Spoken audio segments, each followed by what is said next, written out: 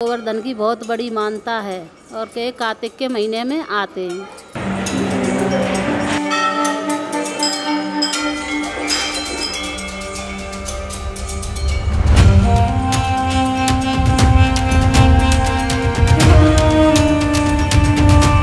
इंद्र ने 7 दिन तक लगातार कंटिन्यू बारिश की और उसका घमंड चूर करने के लिए भगवान श्री कृष्ण को अपनी उंगली पे गोवर्धन पर्वत को उठाना पड़ा।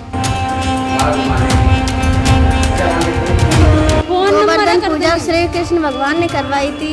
ये हमारे लिए बहुत अच्छे हैं।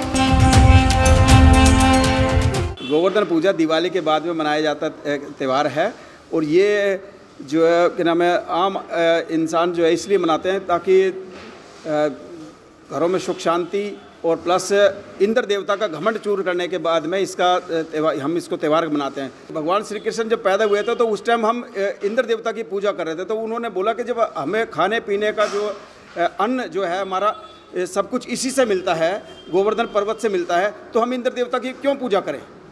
तो उस टाइम भगवान इंद्र ने 7 दिन तक लगातार कंटिन्यू बारिश की और उसका घमंड चूर करने के लिए भगवान श्री कृष्ण को अपनी उंगली पे गोवर्धन पर्वत को उठाना पड़ा। और आज के दिन 56 भोग का जो इसका गोवर्धन उसको महाराज को लगाया जाता है भोग, और 56 भोग भी इसलिए लगाया जाता है कि भगवान माता यशोदा जो है एक दिन में 8 बार भोजन करवाती थी भगवान श्री कृष्ण को।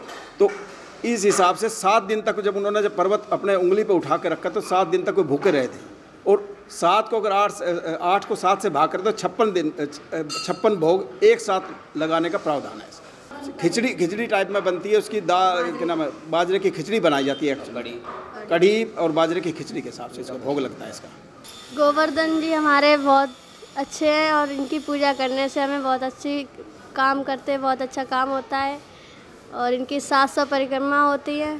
गोवर्धन जी की मान्यता है, ये कार्तिक के महीने में पूजा जाता है इन्हें। हम इनकी बहुत अच्छे से इनको सजाते हैं, पूजा करते हैं, सजाते हैं, ऐसे अच्छे से पूजा करते हैं, फूल वूल बिछा के। अन्नकूट का भोग लगता है इनके लिए, अन्नकूट का भोग लगाते हैं हम लोग। टीका करते टाइम मन लगाइए। हाँ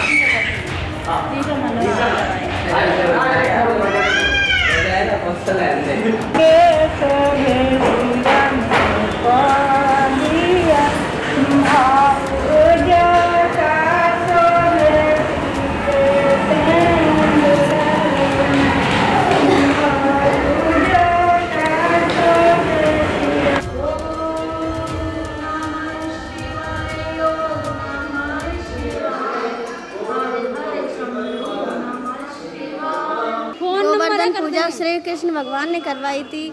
ये हमारे लिए बहुत अच्छे हैं और इनकी उंगली पे उठाए गए थे गोवर्धन जी, और ब्रजवासी ने इनका बहुत अच्छा पकवान बनाया था, बहुत अच्छा इनकी पूजा भी की थी।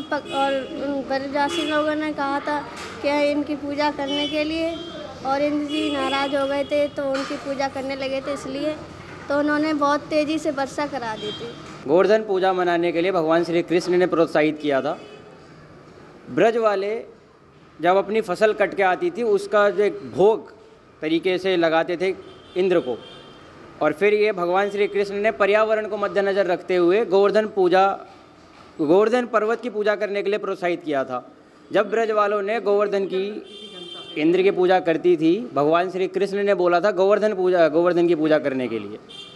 इससे इंद्र महाराज कुंठित हो गए और खूब वर्षा करी ब्रज में।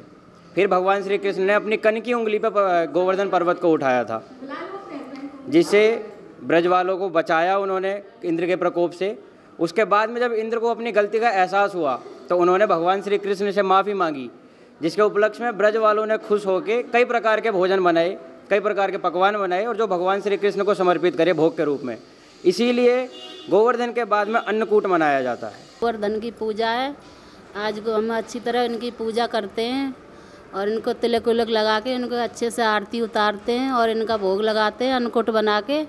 और इनकी गोवर्धन की बहुत बड़ी मान्यता है और के कार्तिक के महीने में आते हैं।